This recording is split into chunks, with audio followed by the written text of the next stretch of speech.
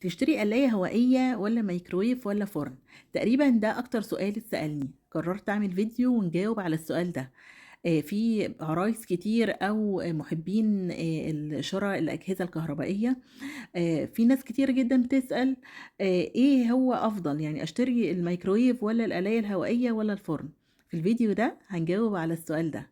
بس لو أول مرة تشوفيني، أنا اسمي فاطمة، بعمل فلوجات وريفيوهات كتير أكيد هتفيدك. لو عجبك الفيديو مش تنسي تعملي لايك وشير كتير للفيديو، وتشتركي في القناة عشان أكبر كم يستفيد من الفيديو ده. يلا بينا نبتدي ونتكلم عن الفرن، ونتكلم كمان عن الميكرويف والقلاية الهوائية بالتفصيل. يلا بينا نبتدي، وأول حاجة نبتدي بيها هي القلاية الهوائية أو الإير فراير زي ما هي معروفة. انتشرت مؤخرا كده في الثلاث سنين الأخيرة حاجة اسمها الإير فراير أو القلاية الهوائية. طيب أول حاجة إيه هي القلاية الهوائية دي؟ القلاية الهوائية دي عبارة عن مروحة عن فرن فيه مروحة كبيرة بتدور بسرعة كبيرة جدا، بتسلط الهواء السخن على الأكل. باختصار فبتدينا الأكل مقلي بدون زيت. ويعني شكل المقلي بس هو بيبقى بدون زيت، يعني الأكل صحي جدا. استهلاكها للكهرباء بيبقى كبير مش هننكر، بس بتوفر زيت بكميات كبيرة جدا. بلس الأكل هيبقى صحي، واستهلاكه برضو مش هيبقى زي الفرن الكهرباء. طيب انا هحللك المعادله الصعبه دي. انت تقدري تشتري الاير فراير، وهي فعلا بتسحب كهرباء بس بتوفر لك زيت بكميه كبيره جدا. تقدري تاخدي الفلوس اللي كنت بتحطيها للزيت، هتضيفيها للكهرباء، وهتبقي انت اللي استفدتي ان انت كلتي الاكل الصحي. وطبعا كسبتي صحتك، وكمان بتوفر الوقت جدا. طيب عموما فسيولوجية المصريين ان هم بيحبوا المقليات، يعني ملهمش في الاكل الصحي. هي ثقافة المصريين كده، معتمدة في اكلها على الاكل المقلي وما تقدرش تستغنى عنه. فالقلاية الهوائية دي اتعملت للناس دي، الناس اللي ما يقدروش يستغنوا عن الاكل المقلي. هي هتاكلي اكل مقلي عادي بس بكمية زيت قليلة جدا. طيب الاكل المقلي مضر جدا للجسم، فانت كده تبقي استفدتي ان انت اكلتي اكل مقلي عادي زي ما انت بتحبيه، بس سعرات حرارية اقل. طيب تعالوا بقى نتكلم عن الميكرويف. ايه هو الميكرويف؟ الميكرويف عبارة عن موجات كهرومغناطيسية بتطلع لما بتشوف الاكل، فبتخلي اهتزاز جزيء المية يفك الأكل أو يسخنه بسرعة جدا، زي الموجات الموجودة في أي جهاز عندنا. يعني من الآخر الميكروويف آمن جدا، يعني كل اللي طالع عليه دي إشعاعات. الموجات اللي هو بيطلعها دي التلاجة بتطلعها والغسالة بتطلعها وكل الأجهزة الكهربائية بتطلعها، يعني هو بريء من أي حاجة منسوبة ليه. طيب تعالوا نتكلم ايه لازمة الميكرويف في البيت اصلا. لو افراد الاسرة كتير كل واحد بياكل في وقت مختلف، فبنضطر ان احنا نسخن الاكل كتير. اولا التسخين بيبقى في وقت قياسي، يعني 30 ثانية او دقيقة او دقيقتين، بتبقى الحاجة سخنة جدا وبترجع فريش تاني. ما بيستهلكش كهرباء كتير بسبب قصر البرامج ومدتها. وكمان بيفك التجميد في وقت قياسي. يعني اقصى حاجة هتبقى 20 دقيقة. غير قابل للمنافسة في تسخين الأكل، يعني هو الحاجة الوحيدة اللي بتسخن لك الأكل في وقت قياسي وبسرعة جدا، وبتطلع سخنة جدا، وبتطلع كمان زي الفريش. يعني الميكروويف ما يتقارنش بالقلاية الهوائية أو ما يتقارنش بالفرن. الفرن أصلا بيقعد الأكل مدة طويلة جدا عمال ما بيسخن، وكمان بيطلع الأكل ناشف. فالميكروويف ملوش مثيل يعني. يعني انت ما تقدريش تستغني عن الميكرويف. يعني لو انت عروسه انا بنصحك طبعا بالميكرويف. الميكرويف يعني انا بقول لك ان هو هيبقى اهم جهاز عندك، مهم جدا. وانا كنت عامله لكم فيديو عن اسعاره وايه افضل ميكرويف، هبقى احطه لكم في الفيديوهات المقترحه فوق، او بعد ما يخلص الفيديو هتشوفوه في الفيديوهات المقترحه. شوفوا الفيديو ده حلو جدا هيفيدكم جدا. وكمان كنت عامله مقارنه بين القلايات الهوائيه وبرضو ايه افضل قلايه. برضو الفيديو ده هيفيدكم جدا. حاولت ان انا اقول لك ايه، يعني انت اصلا بتشتري الميكرويف ليه وهو ما يقارنش فعلا باي جهاز.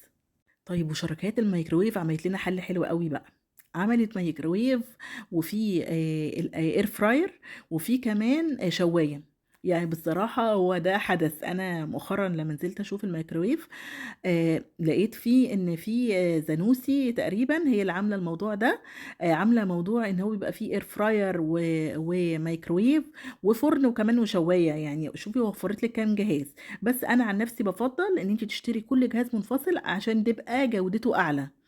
أكيد لمّا بيحطّوا كل الإمكانيات دي في جهاز واحد، فهتبقى الجودة مش قد كده، يعني أنا بافضّل إن كل جهاز يبقى منفصل أحسن.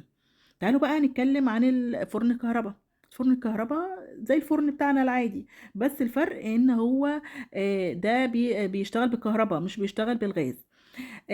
طيب برضه ليه بعض الفوايد، هو أكيد لو ما لوش فايدة مش كانوا اخترعوه. طيب أول حاجة الفرن الكهربا بيعملها بيقوم بتسوية المخبوزات بشكل هايل، أفضل من الفرن، وإحنا مش هنختلف في الموضوع ده، وهو فعلًا بيعمل كده. وكمان تُستخدم جميع الأطباق فيه مثل الستانلس والأركوبال والصيني، كل حاجة بتتحط فيه مش زي الميكروويف، مش بيتحط فيه أي حاجة، يعني الميكروويف ما ينفعش يتحط فيه ستانلس، ما ينفعش يتحط فيه ألمونيوم، ما ينفعش يتحط فيه أي حاجة معدن عامةً أو خشب. لكن الفرن عادي بيتحط فيه كل الحاجات دي، طبعًا ما عدا الخشب طبعًا ما ينفعش يتحط. فدي ميزة برضه الفرن الكهربا، وكمان بيقوم بتسوية الأكل بشكل أسرع، خاصةً علشان هو حجمه صغير، وكمان عيوبه بقى إن هو بيستخدم كهربا كتير جدًا. الأكل بقى لمّا بيتحط فيه بيبقى أقرب للشوي، لكن القلاية الair fryer أو القلاية بتبقى أقرب للقلي. طيب أنا مش عايزة أقول لكم إن إحنا مش هينفع نقارن بينهم، لإن كل واحد بيعمل حاجة، لكن أقدر أقول لِك يعني أنا لو مكانِك أو من وجهة نظري هاشتري قلاية هوائية والّا ميكروويف والّا فرن. فأنا بصراحة وجهة نظري إن الميكروويف والقلاية الهوائية هُم اللي يكسبوا. الفرن أنتِ عندِك فرن، ما أنتِ عندِك فرن في البوتاجاز بتاعِك، تشتري الفرن الكهربا في حالة واحدة بس، إن تكون الفرن بتاعِك مش حلو أو مش سريع، هي دي الحالة الوحيدة أو بايظ، اللي تشتري فيها الفرن الكهربا، لكن غير كده أنتِ عندِك فرن، فمش هتحتاجي أصلًا الفرن الكهربا ده، بيستهلك كهربا كتير جدًا، سفاح كهربا. أنا بافضّل جدًا الair fryer بقوة، كفاية إن السعرات حرارية أقل، وبتستهلك كهربا كتير بس مش زي الفرن. بس كفاية إن أنتِ بتاكلي أكل healthy وسعرات حرارية أقل، وكمان أكلتِ الأكل مقلي زي ما أنتِ عايزة، ما غيّرتيش في طعم الأكل أوي. خلّي بالكم إن في قلايات هوائية بتغيّر طعم الأكل، وفي قلايات هوائية مش بتغيّر طعم الأكل، philips على فكرة من الأنواع اللي مش بتغيّر طعم الأكل. فأنتِ تجيبي الair fryer وتبقي كسبتِ صحتِك. وكمان أنصحِك بشِرا الميكروويف، لأ الميكروويف بقى number one يعني وما لوش مثيل في تسخين الأكل، يعني ما فيش أي جهاز تاني هتشتريه هيدّيكِ جودة تسخين الأكل بالمنظر ده وفي الوقت القياسي ده، يعني فأنا جدًا مع الair fryer والميكروويف، أنا بصراحة دي وجهة نظري. وكمان عاملة لكم زي ما قُلت لكم فيديو عن أفضل أنواع الميكروويف، الفيديو ده حلو جدًا وتعبت في تحضيره يعني جدًا. ده الفرن اللي أنا قُلت لكم عليه أو الميكروويف قصدي اللي قُلت لكم عليه، اللي هو عبارة عن air fryer وشواية وكمان ميكروويف، ده زي ما قُلت لكم بيبقى من زانوسي، بصراحة التاجر كان بيشكر لي فيه جدًا. فده اللي كلمتكم عنه، بس أنا زي ما قُلت لِك أنا بافضّل إن أنتِ تشتري كل حاجة منفصلة علشان تبقى الجودة أعلى. بس الفيديو بتاعنا خلص، يا رب أكون فدتكم، حاولت أفيدكم على قد ما أقدر، يعني بصراحة لميت معلوماتي من تجارب الناس ومن الإنترنت ومن التجار، فيا رب يكون الفيديو عجبكم.